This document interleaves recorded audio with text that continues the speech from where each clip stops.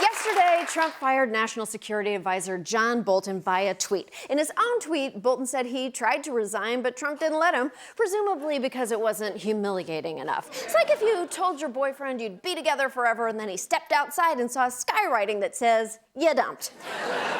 When shit like this happens, our first thought is always, why the hell did we choose this vindictive toddler? But remember, we didn't. It's official. The election results were formally certified yesterday. Donald Trump won the Electoral College, and Hillary Clinton won the popular vote by a healthy margin of 2.1%. It was the first time a college accepted Donald without his daddy's connections. Trump's so-called election is just one of the many reasons the Electoral College sucks and should be abolished.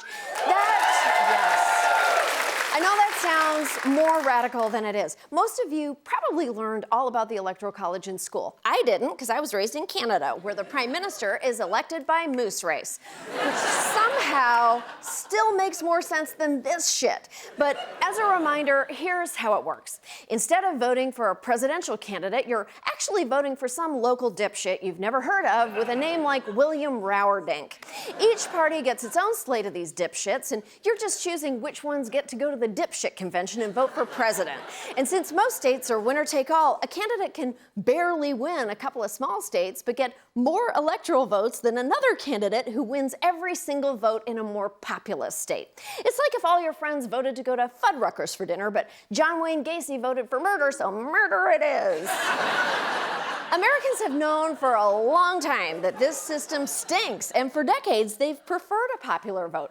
That goes all the way back to a poll from 1944 when 2/3 of Americans supported a popular vote. 2/3. That's right up there with the number of doctors in the poll who recommended Gerber baby cigarettes. Why did our country's founders stick us with the Electoral College instead of something that actually makes sense? I mean, partly it's because they were a bunch of elitist pricks who thought the average person was too dumb to choose a leader, which, okay, isn't that far from the truth. But there was also pressure to protect states that were at a population disadvantage because they had so many of those pesky 3/5 people, aka enslaved people.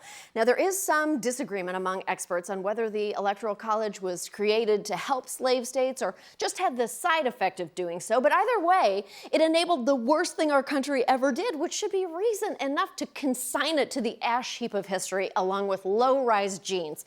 Listen, my underwear comes up to here and I am not buying new ones, and yes, that is a threat. The Electoral College also made these jabronis president. Could you imagine what the world would look like if these two weren't handed the keys to America? No, things wouldn't be perfect, but we wouldn't have invaded Iraq. The world would probably be 1 degree cooler, and Gwyneth Paltrow would have this haircut instead. The Electoral College is so blatantly stupid. Some people are suggesting a wacky alternative called democracy. The person with the most votes should be the president of the United States. Get rid of the Electoral College.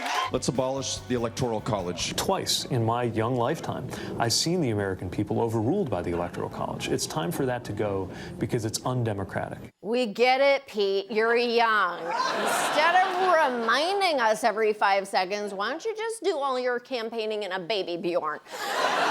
Of course, Lil Pete is right, but because the Republicans' last two leaking garbage bags only made it into office through the Electoral College, they're a little more eager than Democrats to keep it around. Congresswoman Alexandria Ocasio-Cortez getting slammed for calling the Electoral College a racist scam. Iowa Senator Joni Ernst tweeting, actually, AOC, eliminating the Electoral College would silence our voices here in Iowa and in many other states across the country. No one is silencing Iowa's voice. We're just saying we shouldn't all have to live under President Trump just because you corn lovers will vote for anything that has crazy yellow hair and causes loose stools.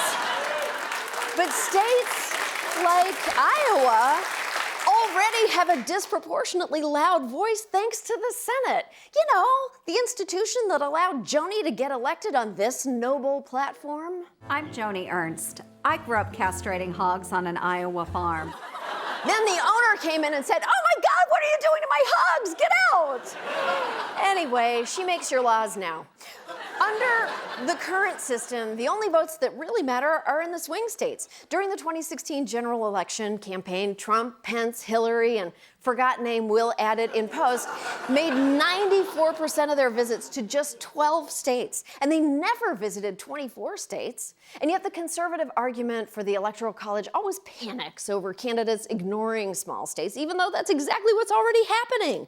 Right-wing pundits are also panicked about the so-called urban vote, as Fox News explained after the 2016 election. In the large urban areas and blue states like New York and California, minorities are substantial. They well know that neutralizing the largely white rural areas in the Midwest and South will assure liberal politicians get power and keep it. Left wants power taken away from the white establishment. They want a profound change in the way America is run. Wow. Tucker Carlson looks like shit. Basically, the argument is that rural white people in the smaller states have a structural disadvantage, so they need the government to help them out with a redistribution of votes. Normally, Fox would call that affirmative action, but it's for white people, so they just call it the way America is run. But the Electoral College isn't a simple partisan issue. If the 38 votes in Texas go blue, Republicans will suddenly decide the Electoral College was born in Kenya. Regardless of which side benefits, the Electoral College is unfair and undemocratic by design. It's time to ditch it. We are not looking to eliminate any Americans from the process. We just want every vote to count the same. So whatever happens, rest assured, rural America, our democracy will always require candidates to travel to your small white states and fillet corn dogs, just as the founding fathers intended.